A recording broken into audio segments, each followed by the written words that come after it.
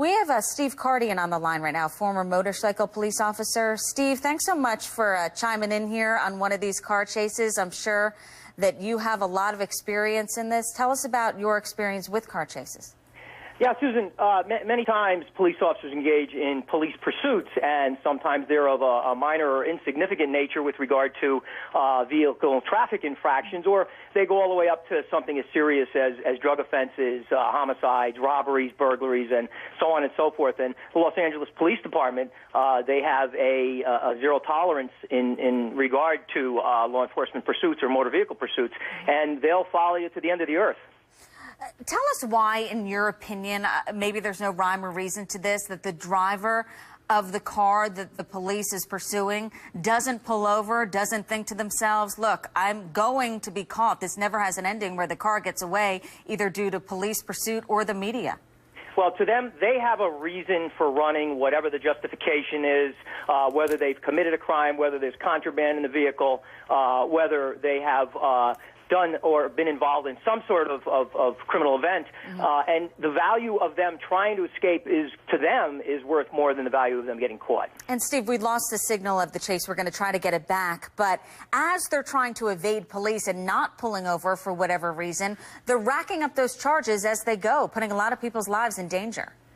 That's the worst part. The charges are they're coming, but the worst part is that they're endangering not only the police officers that are pursuing them at the time of this pursuit, but the random users of the highway that are being placed in danger. That car could crash at any time. And again, we have a 3,500-pound piece of equipment that could be a death machine. Steve, I did wonder, you're a former motorcycle officer, for those folks just joining us, why don't they use a motorcycle in a pursuit like this? It would seem that the motorcycle would have more access.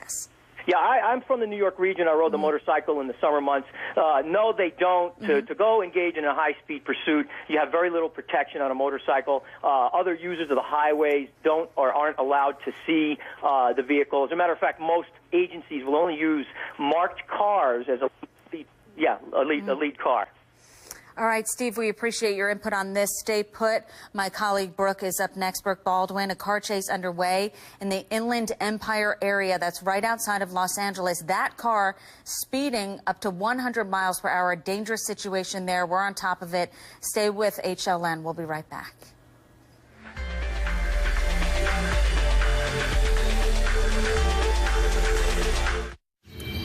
Welcome back to HLN. I'm Susan Hendricks alongside Brooke Baldwin, and we are in the process of following a high-speed chase. You see it on your screen, that gold Dodge Stratus hitting speeds of up to 100 miles an hour. This has been going on for a little more than 15 minutes, I believe, in the Inland Empire area.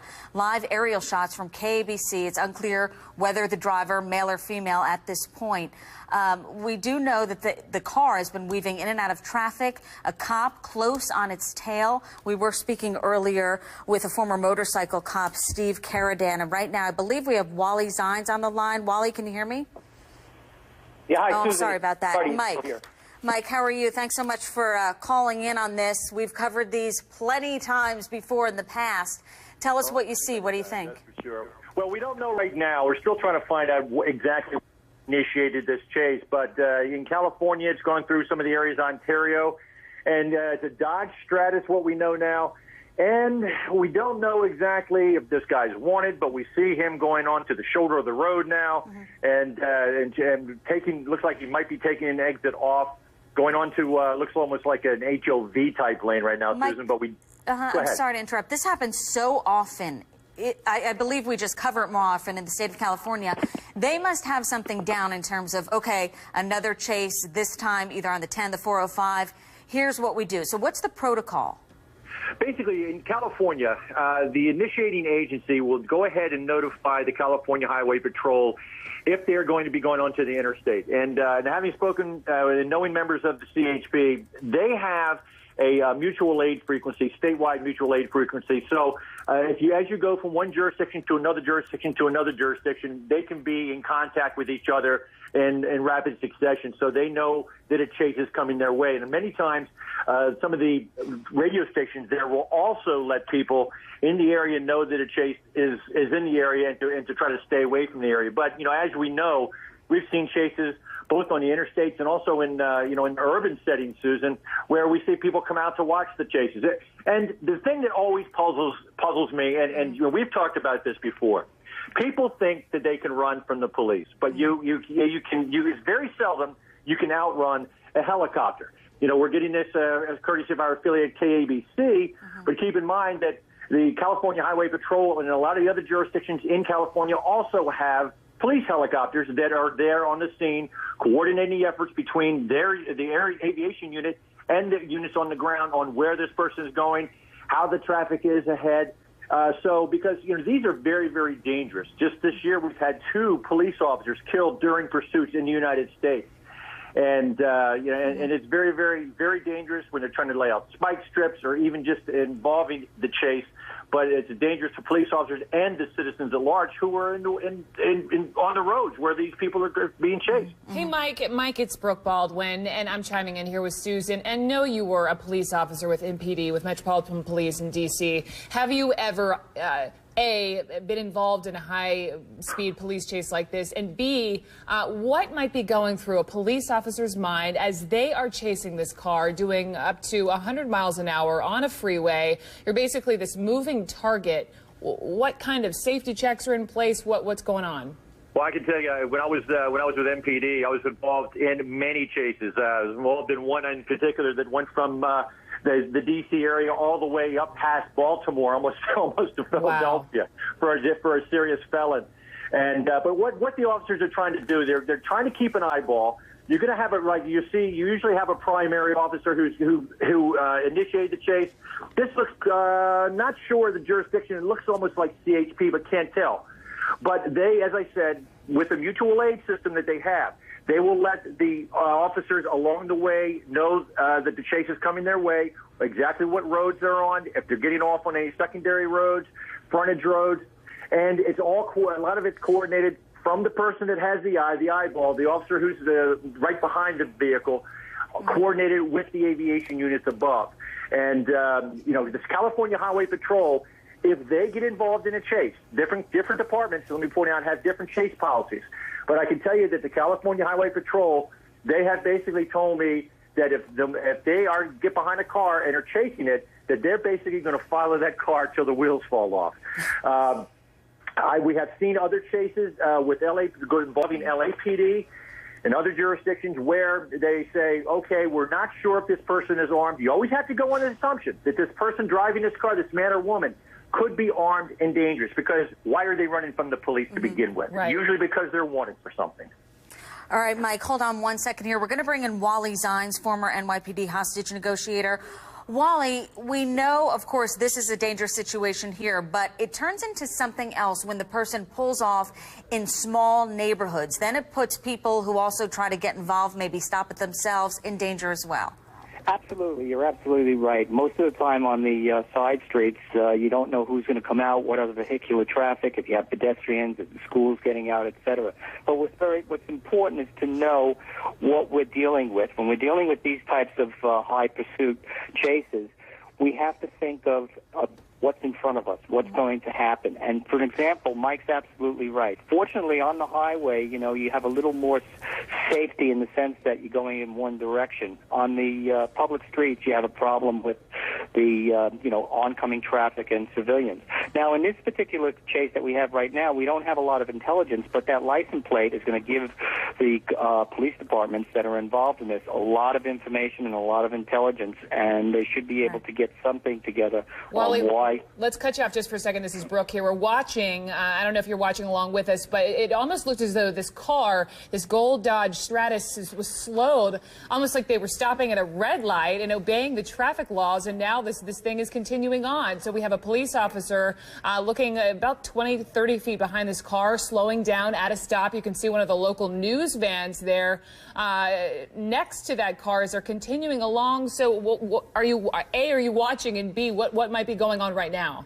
Well, absolutely. The safety is paramount, and right now that's the important thing. They got to think. They always go with the premise, like Mike said before. You don't know if this person is armed, and if he's armed, you have to prove that once the stop occurs. So then, what would be the next step? Let's say. Go ahead. The next step would be to get to an area where they feel safe, that they can put a maneuver out that will stop the car. And once they stop him, they have a procedure in to arrest him. They have a procedure that they will follow. All right, Wally, appreciate that. We want to go back to Mike. Mike, when do police officers move in? Either say, okay, we're cutting off this car, or we're all moving in on this guy? Well, it looks like right now that maybe they have told him through the PA system because they were caught in traffic, it looked like. So now what they're going to do is they're going to try to move a vehicle, probably try in a position that looks like the Highway Patrol, to move them into a position, and now they're in what they call a felony car stop. And what they will do, you'll see one of the officers, I don't want to give away too much just in case this guy has satellite radio, which you always have to think about. But what they will do is you see the one officer, this Highway Patrolman, he will tell him, driver, put your hands outside of the car. And what they'll usually see is his hands will come out up unless he decides to take off again. So... Yeah, so this person's being totally non-compliant because they were trying to perform a felony stop there, and this person driving this car, again, we don't know what the person in this Dodge Stratus is wanted for, but we always have to go on the assumption because this person is running now on the side streets where they're going to get caught up in traffic, and more civilians could become involved in this. We see pedestrians right there on the side of the street, that this guy just going past. Mike, a recent chase, there's been so many of them. You may remember when the guy pulled into the parking structure to try to evade police. If we lost the signal, he was caught. He was injured. He was caught inside of the parking structure. So this guy really has no place to go. It makes you wonder when he will realize this and stop. No, it's amazing. Here we go. Maybe we might have another stop. Now you see the officer down he's got in a position behind the doors, using the engine. Yeah, behind the door. So presumably they're talking to him over the PA from the patrol cars, system, telling him right. What they'll do is they'll attempt to get him to put it in park, to show his hand, and it's with almost his left like he's hand, taunting them. In a way. Yeah, it does. Yes. And we see this all the time. They want to play cat and mouse, and with the police. But again, and we're off again. I mean, on average, Mike, how long do these things last? Does it really just vary depending on the obstinate driver?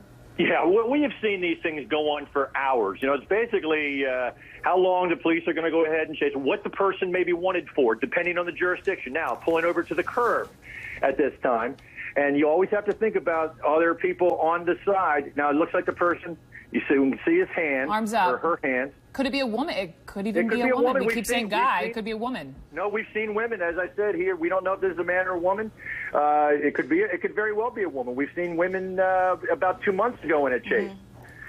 So we don't know. And you always have to assume there could be one person, another person in the back seats, someone in the truck. You don't know. Or weapons, like you said. You have to assume that they're armed. Absolutely.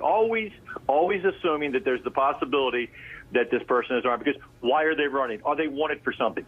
But we've seen people run from the police. Yeah, there's a possibility this could be a woman. Seatbelts coming off. Seatbelts coming off. Perhaps getting out. We saw 4 police cars, doors open. She has something in her hand. Stepping out. Yeah. Almost with a... We don't know what that is. It looks like a bottle of something. Right? Yeah, it looks like a bottle of... And it seems as though all they want to see is your hands. And what they're telling you, let me see your hands. And that's what it is. And usually what they'll have the person do is to get out or crawl out. And because you can't, that's the hands are what will kill officers or injure officers. So they want to make sure that person does not reach back in that car. There could be someone else in the car. Yeah, exactly. And so they're trying to go, okay, come on out. Just trying to coax the person out. There's a possibility she could be intoxicated. As soon as they get the hands on her like they have now, they're under control. They're being very gentle with the woman. They are. This is more gentle than I've seen before. Yeah, possibly because of...